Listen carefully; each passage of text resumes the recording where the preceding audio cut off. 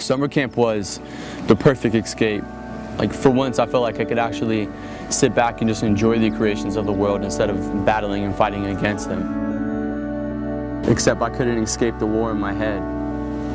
It was a battle I've been fighting alone for too long. While everyone was stuck in the afterglow of everything that had just happened and just shifted in their lives and sharing stories of what God had just pulled them all through, all I could hear was voices feeding me lies. I was at my breaking point, and really, like, I'm scared to think what would have happened to me if James didn't come and ask what was really going on. But he did, and that's when everything changed.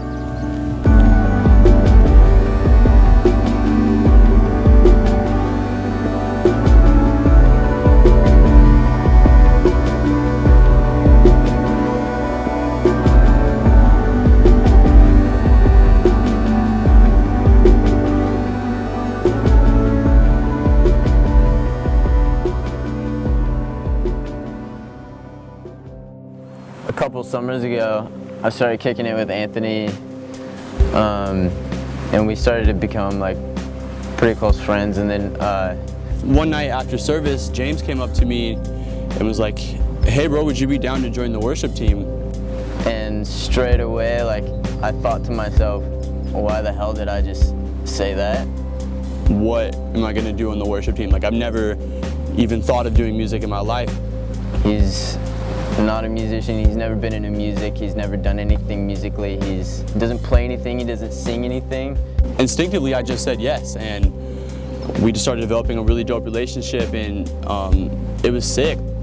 About a month or so after that, summer camp was going on, and we went up there, and summer camp was sick. Like, all the services were just ridiculous. It was just us and the world, and we set up like a generator and speakers, and we were just in the middle of nowhere, in the middle of the desert on a lake. We were just out there worshiping, and it was amazing, like, every single night. But on the last night, for some reason, like, I felt extremely disconnected, and I couldn't engage in the preaching or anything that was going on. And I look over and there's Anthony, and he's like kind of just standing by himself and just staring at the ground, basically. I remember just like moping around with all these like thoughts and like clouds in my head, and I couldn't think straight.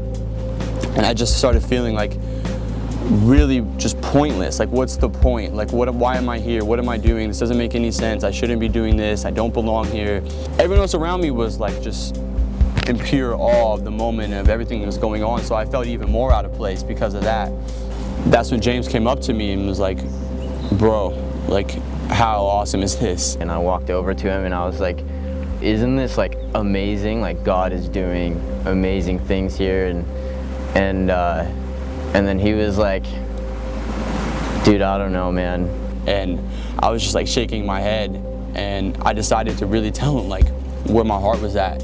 That's when I realized he actually had a purpose in music, and he was gonna learn music, and he was gonna be in the hip-hop industry. It wasn't an accident that I'm on the worship team, and it didn't just happen that he saw something inside of me that I didn't see, that I was meant to do music, that I was supposed to make a change in the industry, and this is what I was here for. This is what I was called to do.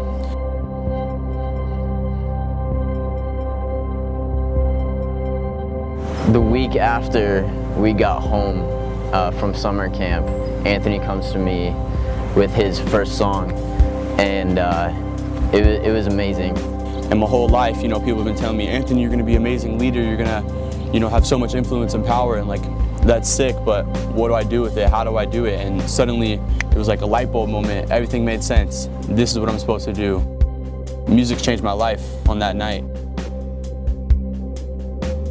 We all have our vices, but a vice is not a license to hide behind the lifeless. It entices and entitles you to fight for something more. We've been given the keys to all we need, and freedom lies behind that door. So open it, have hope in it. Don't cope with it, take a stand, man. Fighters like you are in demand. So I started having these really like gnarly visions. There was 4 visions that led up to the creation of MooseHead, and all of them were really like, had a lot of battle scenes and war and fire like all over the place, and that's why you hear me talking about firefalls a lot.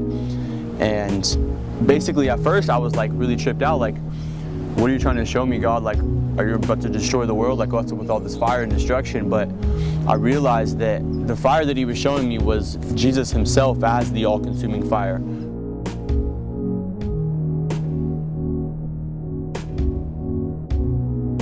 So my friend called me one night, like during the height of all this, and she really felt like that God was trying to tell her that I had this like great calling and anointing on my life, but really I was lacking like the character and integrity to back that up. And like as humans, that's something that we all struggle with and we all go through. And I realized like in that moment, like, all right, this is sick. Like, this is something I really need to focus on in my life, but it's not just me. Like, I need to spread this word out to my whole generation. So, that became my new focus. I was obsessed with the word integrity and started doing research. And I looked online, and the moose is actually the animal that represents integrity. So I was like, oh, this is dope. I'm about to make the moose sick. So I thought like MooseHead and MooseHead movement, because really that's what it is. It is a movement. It's more than just a brand or a clothing line or just trying to get one word across. It's like we're pushing a lifestyle, like a new way of living, thinking, and acting. Hopeless, I've been there. I wrote this from where there lies the lies that was my life.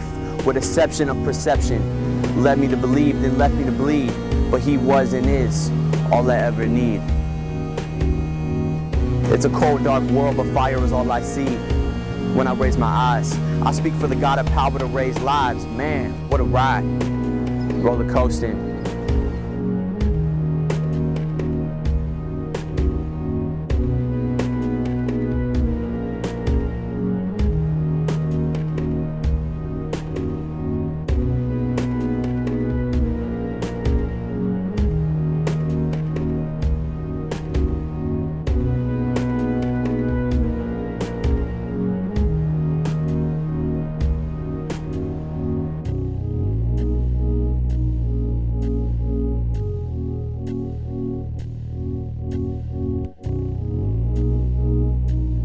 A couple months before all this had even happened, actually, I got arrested for shoplifting in the mall.